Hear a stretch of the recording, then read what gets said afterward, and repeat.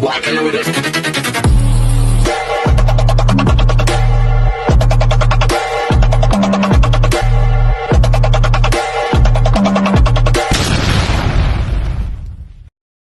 Hi everyone! Good morning! I'm back! It's your Mama Sam dito sa Sam TV. Kamusta naman kayo mga amigo, amiga, kumare at kumpare? Sana lahat kayo ay okay na okay ngayong araw na to. Syempre ko ako naman ang tatanungin nyo, ang fresh pa rin ng Mama Sam ninyo, di ba? So syempre, Happy New Year sa atin lahat ng bonggang-bongga at sana lahat kayo na-enjoy ninyo ang New Year's Eve ninyo. So kamusta naman mga bangengi ba yung iba dyan? So ako naman, kung ako tatanungin ninyo, syempre, tamang timpla, tamang galawan, at tamang mga eksena lang ang nangyari kagabi. Diyos ko, naloka ako. Syempre, wala kaming ganap, hindi kami nagpunta doon sa Central World.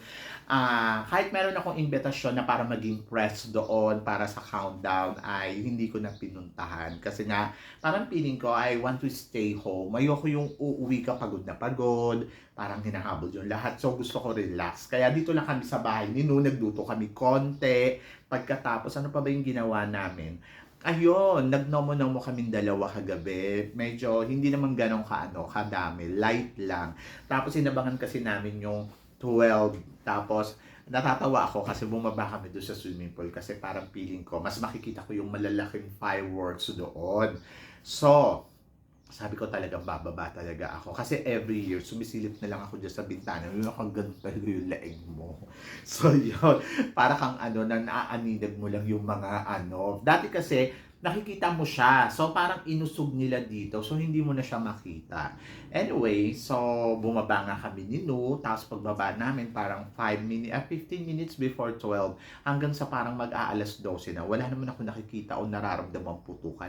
Ayun pala, eksaktong 12 pala sila magpapaputok. O, diba?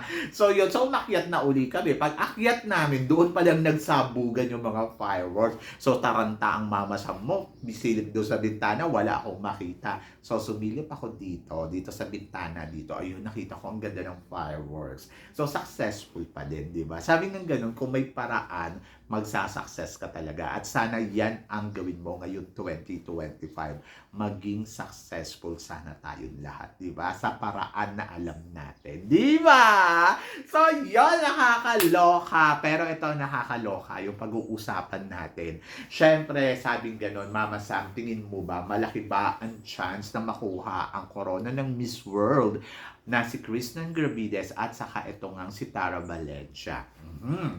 To be honest, itong dalawang kandidatang to, kung titignan mo, talagang perfect talaga para sa isang international pageant. Bakit ko nasabi?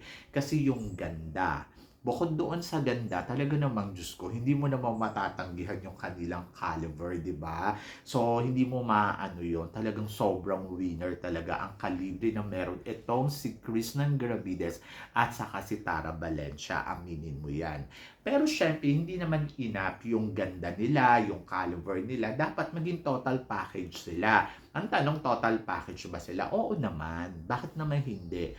But depende yon sa preparasyon pa din nila. So, kailangan maghanda pa din sila at syempre yung mga kahinaan nila, kailangan nila yon handaan ng bonggang-bongga. Halimbawa, si Tara Valencia, Q&A. Nakakasagot naman si Tara Valencia, pero yung alam mo yun, yung lagi siyang ninenervyos kapag Q&A na, and then doon nga sa Miss Universe Philippines, nakita naman natin na parang nag-struggle talaga ang Q&A niya doon, di ba? So, aminin man natin, o hindi, ganun talaga.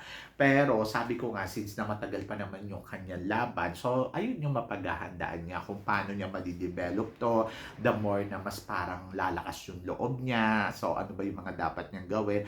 Pagdating sa pasarela, wala tayong pag-uusapan. Emote, wala tayong pag-uusapan kasi ang ganda talaga ng styling ng babaeng to.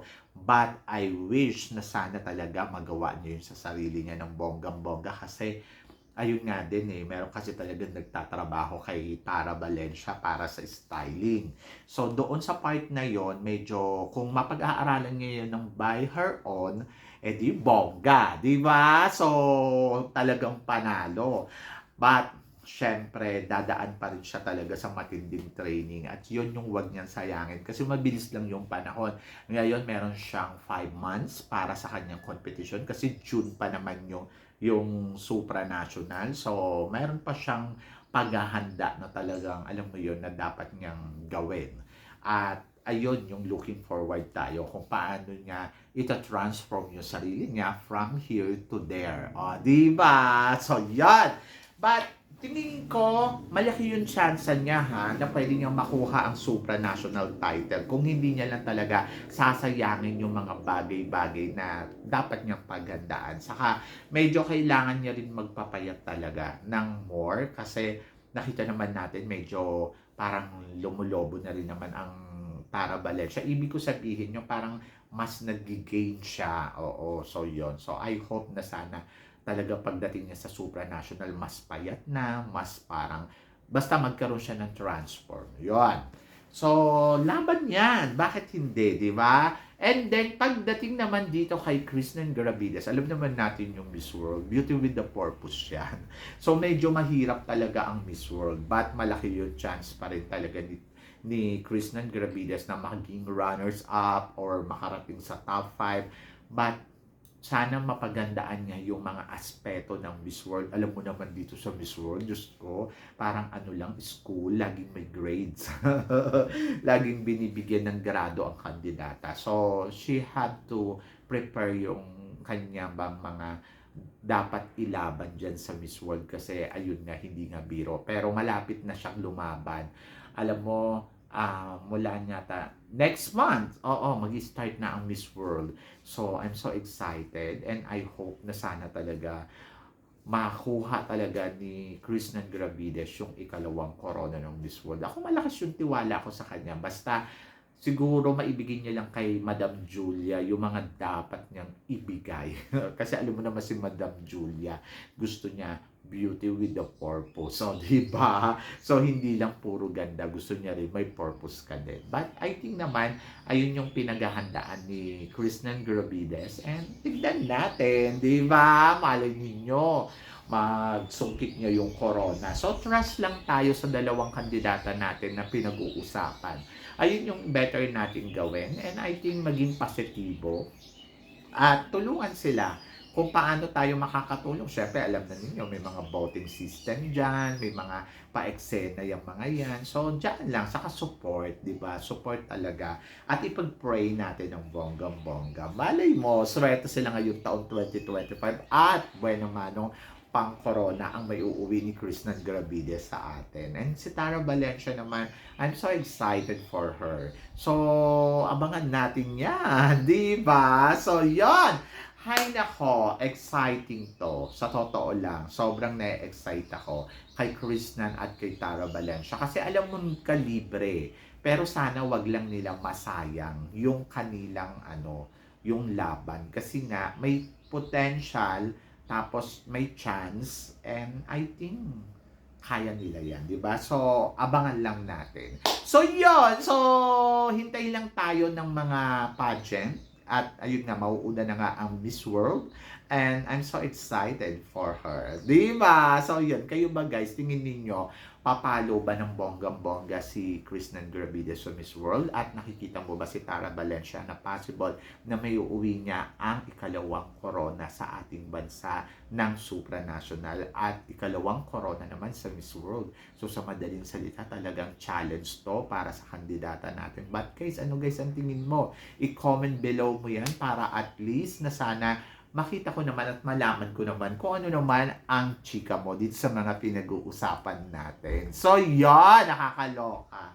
So, sana, swerte sa atin ng 2025 at sana may uwi nga natin yung mga koronang to. Bakit hindi? Malaki yung chance kasi maganda sila, di ba? So, yan. So, tingnan natin, guys. But, guys, syempre, huwag nyo namang kalimutan mag-subscribe dito sa Samsam TV. At sa mga hindi pa po nakaka-subscribe, please don't forget naman. And then, ayun. So, maraming salamat sa inyong lahat sa suporta at pagmamahal na binibigay ninyo syempre dito sa channel ko. And then, of course, Happy New Year sa atin lahat ng bonggang-bongga. So, sabi ng ganon, keep smiling lang talaga para sa taong 2025. So, guys, hanggang dito na lang. Hanggang sa muli nating chikahan. See you tomorrow. Thank you, guys! Sam.